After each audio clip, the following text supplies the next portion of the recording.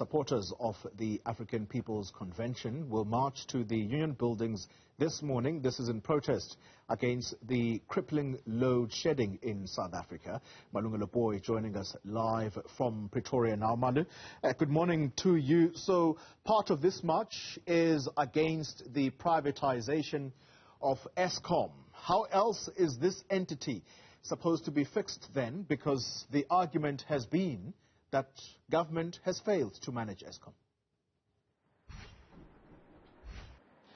Certainly, Kole. I mean, that has been, the argument for a very, very long time now. And some of the people actually that will be taking part in this march to the union buildings are saying that, in fact, government has to do more in dealing with load shedding. In fact, I was reading this morning a report by PricewaterhouseCoopers, which essentially details, Kole, the impact of load shedding. In 2021, last year, we had over 1,136,000 hours of load shedding, and there's about 400,000 jobs that were lost because of what we're currently experiencing in the country. Well, we're expecting, as you rightfully pointed out, the supporters really of the AIC to march to the union buildings to hand over the memorandum. But they're also joined, Kole, by other civil society groups like Democracy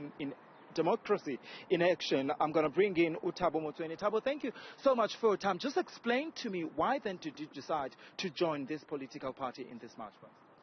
Okay, what is happening is that Democracy in Action is actually the one that is doing this march. So the other political parties that are here are joining Democracy in Action. But what made us decide that we as an organization must do this march is that we can see the impact that load shedding has on our country.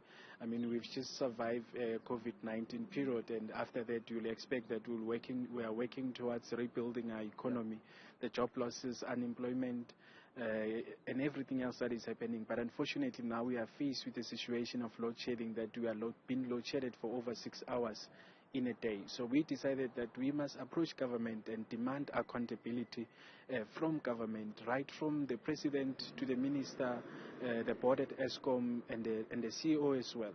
But it's not that we don't know as South Africans that we will have load shedding. We have been told load shedding has been part of us since 2008, and every government minister would tell us that this will become our reality. The problem is that if government really knows that this is going to be a problem, they have to appoint people that are experienced enough to deal with energy generations. They have to appoint people that are qualified to deal with energy generation. So the problem with Eskom is that you've got incompetent people like the CEO, people that do not know what they do, and then right to the board. I mean, all the members of the board do not have any experience or education in energy generation. And right through to the minister, Mr. Pravin Gordhan, who just sold an airline for 56 rand, and now the next one to be sold is going to be Eskom, rightly because he does not know what he's doing. And for us, we're seeking accountability from government, is that we don't want to be here, and government must make sure that we are not here. So what we went and did through Change Organization, we collected, we did a petition and collected signatures from people who are affected, and pretty much we know it's the entire country that is affected by load shedding. But we've got over 47,000 people that signed our petition to say that they are being affected by this, and government has to respond to our call. I mean, there's a point you made, and I want to touch on it. Are you against the privatization of Eskom? We are pretty much against the privatization of Eskom, because that will mean that the increase of prices for the ordinary person at home.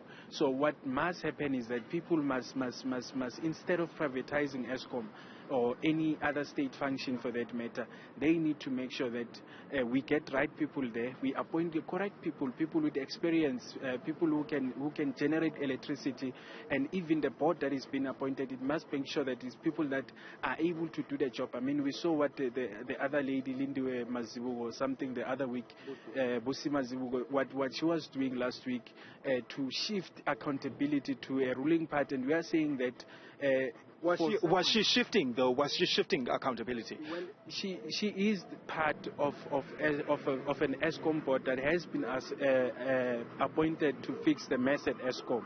So we know, all of us know what is the problem. Yeah. So now we have to find a solution. So that's what we are saying, that get people, I mean, even herself, she does not have any experience or any knowledge in energy generation, including her board chairperson, including the CEO at Eskom. None of them have experience in this. So what we are merely saying to government, that's why we are seeking accountability from them. We are saying that appoint people that are experienced, people that have knowledge in energy generation. So you'll be handing over that petition? Yes, what we're doing this morning to the presidency, we'll hand over the petition to the presidency with those 47,000 signatures. All right, so thank you so much for your time. That's Thabo Mtsweni.